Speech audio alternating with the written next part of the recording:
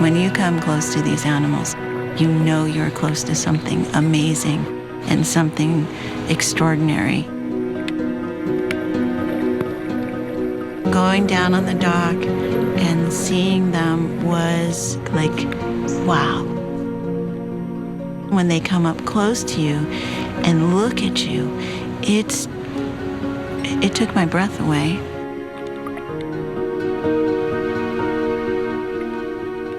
Dolphins are very different than any other experience that we relate to on an everyday basis.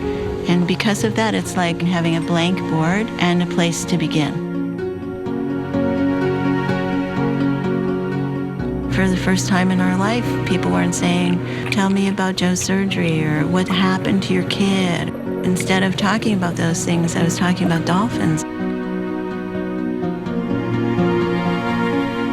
I wanted other people in my situation to feel exactly the way I felt. That there was hope, that there was future, that there might be something that would make their child laugh again.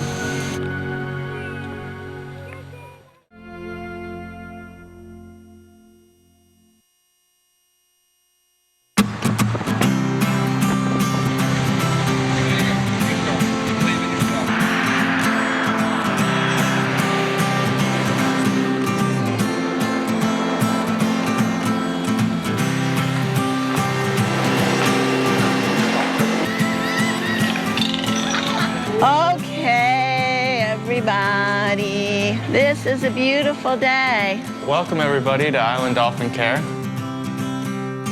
Island Dolphin Care is a 5-day therapy program, and what we do is programs for kids with special needs and challenges, from Down syndrome to Asperger's, you name it, we've seen it.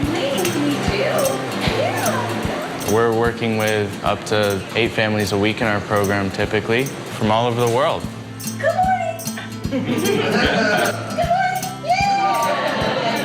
My name is Dina Hoagland, and I'm the director of Island Dolphin Care. I'm Peter. I'm the general manager and co-founder with Dina. Absolutely thrilled to have you guys here with us this week. We're going to have a great week. All right, guys, let's go downstairs so you guys can see some dolphins. Island Dolphin Care is a magical place. We have a remarkable program that involves using the excitement and motivation of being with dolphins to help people find positive outcomes in their lives. Our therapy program is a 2-part component. Each child has a classroom setting and a water session every day, Monday through Thursday. We're getting ready to start the swim. Let's go have some fun. Both of you.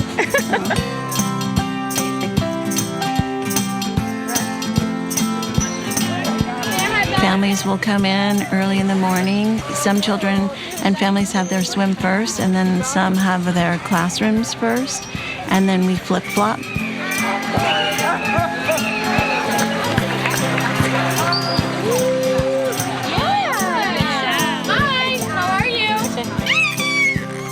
I'm Jordan Wallen. I am a dolphin trainer, and I work with Island Dolphin Care therapy program.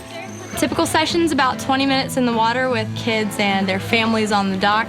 They get to use toys in the water like balls and a big rubber ducky. They get to get pushed around. They get to kiss the dolphins, give the dolphins hugs. Therapists come down with a plan with whatever the kids are working on in the classroom, and we just translate that to dolphin and water and a lot of fun. Water is very therapeutic. Children love to play in their bath. They love warm water. It's so relaxing and it's so enjoyable. And dolphins bring out the best of people. So the basis of our program is that idea that dolphins are a motivating reason to achieve the different goals that the kids are working on. My name is Kimberly Severance, and I'm a therapist here at Island Dolphin Care. Hi there, my name's Eli. I'm one of the therapists here at Island Dolphin Care. Hi, Squirt. That's Squirty.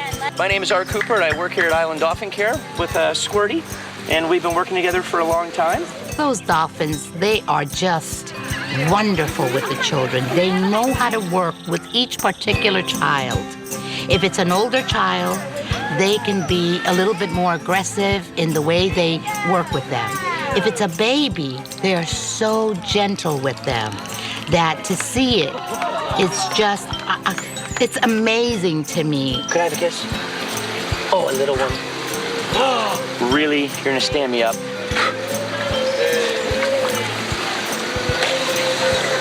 Thank you, Mama.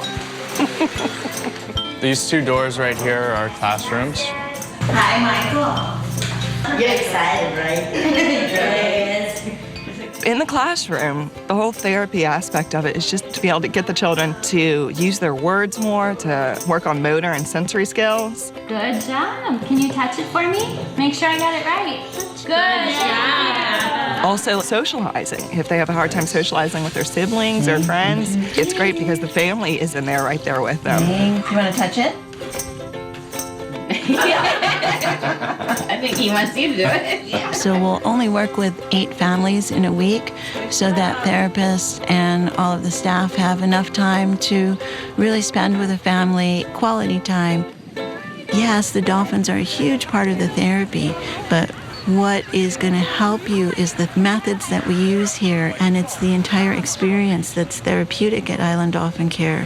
Thank you. I like how you reached. Nice job, Chloe. Nice job. Hey! Families that have special kids that are disabled or have special needs are also disabled. I'm Bart Kersies, and my son Adam has got problems with his genome, and that affected his brain. I am Richard van Eck, and I'm Opa of Adam. And since he is born, he has taken over a big part of my life. You have your normal life, everything goes the way that you planned it, and then in one moment your life stops and you have to deal with some very difficult choices. And things are often more difficult than with a typical child. I'm David. Kiefer. Debbie and Chloe. Chloe has a condition called ring 14 chromosome. There are probably 60 to 100 cases known in the world. And one of the biggest problems with ring 14 is very, very difficult to control epilepsies. My name is Vilma Vera. I have a son, Michael Vera, and he has cerebral palsy. Is that an applause for it's done? I've changed my life completely to be with Michael. I'm Karen Hansen, and this is my husband, Scott Hansen. Our boy, Zach, has autism. Having autism in our life is just normal. I don't know anything different than that. And it makes it sometimes really hard for them when the rest of the world can't see it, they can't understand it. So Island Dolphin Care, it's an amazing opportunity for everybody that walks in the door. When we're here, the rest of the world kind of doesn't exist anymore because we just concentrate on the boys and on the family. We hope to get good results here with the dolphins to improve him in anything that we can achieve here. Our thought is any opportunity we can give her and him to enhance them, make them grow is very important. Every child's different. Every family's different. Every moment I spend here is different. And we have such an incredible opportunity to make a difference in their lives. I love the phone. It's guess who? Joe. Yo, yo. Hey, what's up?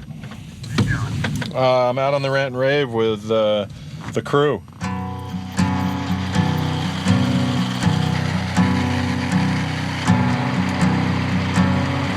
So, how did we meet?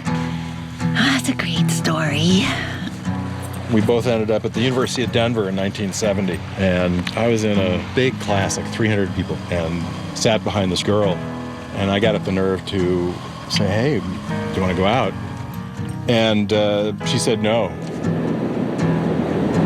And she went back to where she was living, and Dina was her roommate. Then she came home one day and she said, you gotta come to my class tomorrow. I met your husband. I said, nuh-uh, no way. And this really cute girl showed up at the general classroom building, and that was about it. We both decided to be together. We had both finished at the University of Denver. I finished first. Yeah, you finished first because you're smarter than I am.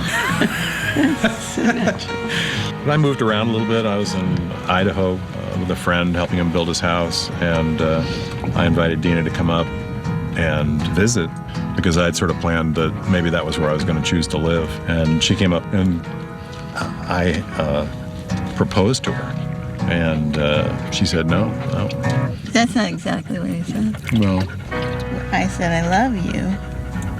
but I can't live here. So she left, and I was like, well, I think I need to be where she is. And so I left northern Idaho and drove it like 24 hours straight and showed up on her doorstep and fell through her screen door. But the best part was that you said, well, if you couldn't be there, then there was no reason for me to stay. Yeah. And then you fell. Peter, he's the breath of my soul. I thought he was the greatest thing in the world. We got married in 1976, and our first child, Kate, was born, and she's terrific. She's a super, super kid. Kate was 3 years old when our second child, Joe, came along in 1986.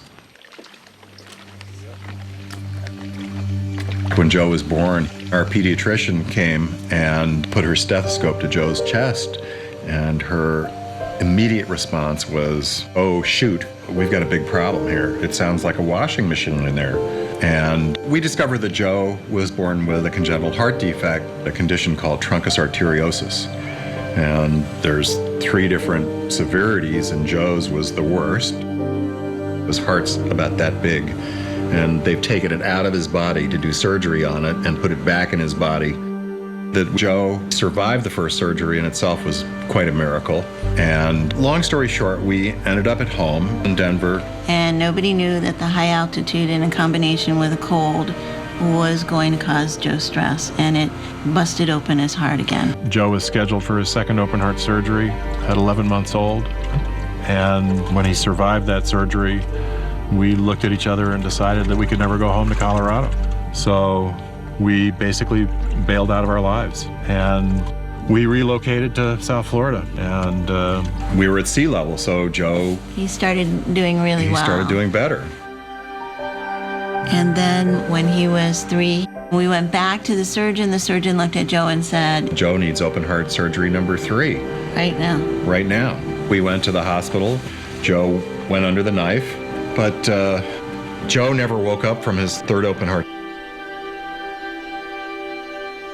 When I walked in, you and my dad were sobbing in the middle of the hallway, and they were running Joe down the hall in a gurney, and it was one of the scariest moments of my life. Joe had had a complete right hemisphere stroke, had lost the whole right side of his brain and parts of the left. This delightful, normal little 2-year-old boy who'd had a couple of heart procedures was now in a bed in a coma, and the doctor's telling us that Joe would never recover, and this is the worst possible thing next to death that could have possibly happened. But I said, as long as I can hold him and carry him in my arms, that we were going to be a family and be together. And so we brought Joe home. And Joe in a wheelchair was getting speech therapy and physical therapy, and none of it was having any really positive effect on him. So my brilliant wife decided that she was going to go try and find some place for Joe to swim. So she went looking for a public pool, and there was no public pool in Key Largo, thank goodness. And then she went to the hotels that had pools, and they said, geez, lady, out of here, you're not a guest. So I was really depressed, and I was really angry, and I felt like nobody in the world was helping me. And I think by some stroke of very good fortune, my wife saw a little advertisement in the local newspaper for Dolphins Plus. I called him. And the owner answered the phone, and the owner said, geez, lady, I'm sorry to hear about your troubles, but we don't do that here. That was enough for Dina. She started to cry, and the owner of Dolphins Plus said, geez, lady, don't cry. Next time you have a free moment, if you're in town, come down. So I hung up the phone. It was 11:30. And I think before he'd hung up the phone, you were walking in the front door. No. Almost. Almost. And just as we arrived, this old man, he took one look at me and he went, oh no, are you the lady I just spoke to? And when he said that, I crumbled. I just started to cry. And he was like, all right, come on. And he brought us in. And then we went down on a dock that was right in front of us. And that's where we met Fonzie. All the dolphins came over to the dock, and Fonzie came up right in front of us, and Joe giggled. And I cried. I was just, I was overwhelmed at that moment because I had not heard that giggle for a long time. Really, it was so emotional for me, that moment. And this dolphin, it appeared to me that he pushed all the others away, as if to say, this kid is mine. It was just a magical, magical moment. And then when it was time to leave, I got really sad and I started to cry again. And the owner looks at me and he says, "Now are you crying?" And I explained what was going on and that I hadn't heard Joe laugh in a really long time and how broken our family was. And so then he said to me, "Okay, all right, well, you'll come back whenever you can, right?" And I said, "Okay," and I've never left. Yeah.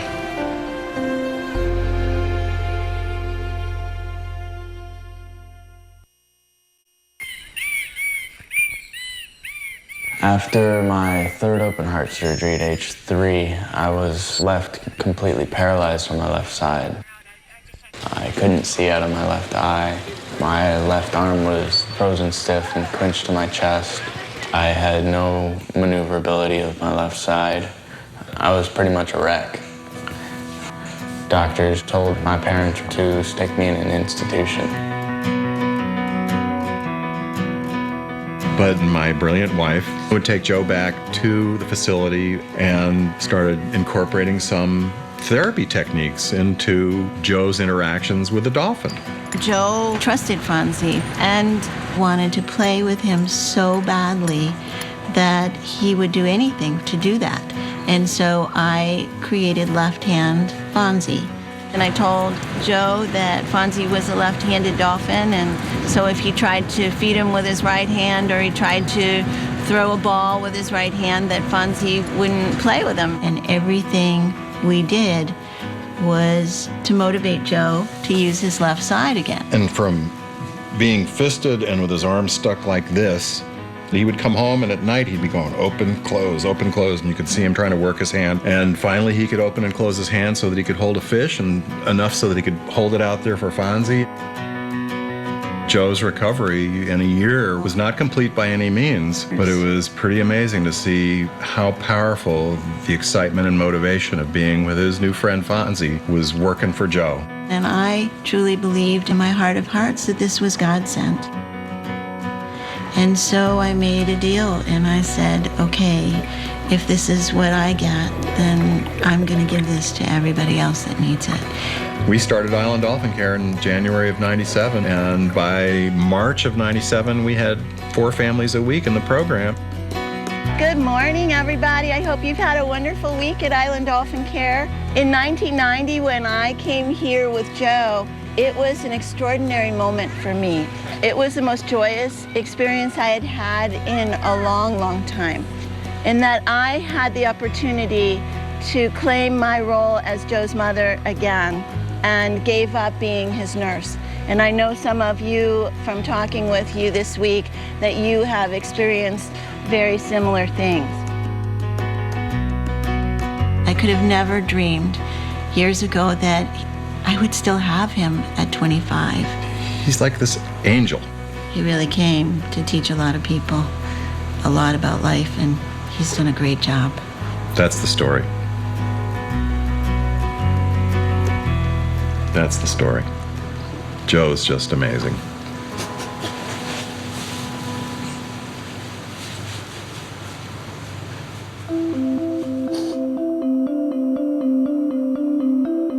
In designing the program, when we sat down and talked about what is Island Dolphin Care and what are we going to provide, one of the things I said was, at the end, before people go home, I want them to be able to hold their child in the water and become that parent that you want to be with your child. Cool.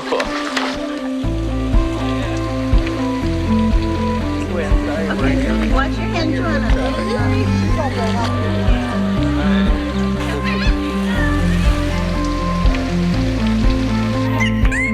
That was amazing.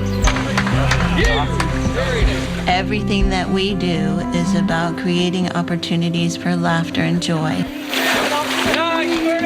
So when you give these children a certain amount of attention, You are so cute. they love it. And it's like putting water on a flower. I've seen kids screaming, crying, not wanting to get in, and by the end of the week they're pretty much holding up a dolphin with a big smile on their face. Working with these kids has made me realize that anything is possible. When you keep an open mind and you say the sky's the limit and you let your creativity flow, I think that that's when you start to see the biggest gains. To see these kids just reach for the stars when they were told they couldn't is why I do what I do. Zach has been just fantastic down here. And he just bloomed and he just started doing some things that we really didn't think he could do, and all of a sudden he was doing them. Nice job, Zach. Because of his autism and because of liking to stay in routine situations, bringing him here was fabulous for him. It was one of the best therapies we could have ever did. As soon as we got here, Chloe really perked up. And she smiles or gives you a little laugh. I wouldn't trade it for anything. And it's been a great time. Are we good there? It's a wonderful thing to be able to bring Michael here and see him taking little steps and progressing. It just makes all of us excited to see him have such a wonderful time. I mean, this child is a happy boy. All right, you got baby blues for departure? Bye, Michael. Michael, mira para allá. And that, that's worth all the money in the world. Yes, I don't know how to describe that. It's so awesome to see him be happy, and it's awesome. Good. It's a victory today. It's very good. The joy that being with the dolphins provided for them made their families closer, made them happier, and gave everybody this sense of renewal. That's one of the reasons I keep coming back, is because I want my boys to remember these moments with each other for the rest of their life. Island Dolphin Care is a really special place. I feel extraordinarily fortunate to have been such an integral part of it with Peter and Joe and my daughter Kate, and to know that we can impart hope, we can help be the glue that keeps families together is really an honor.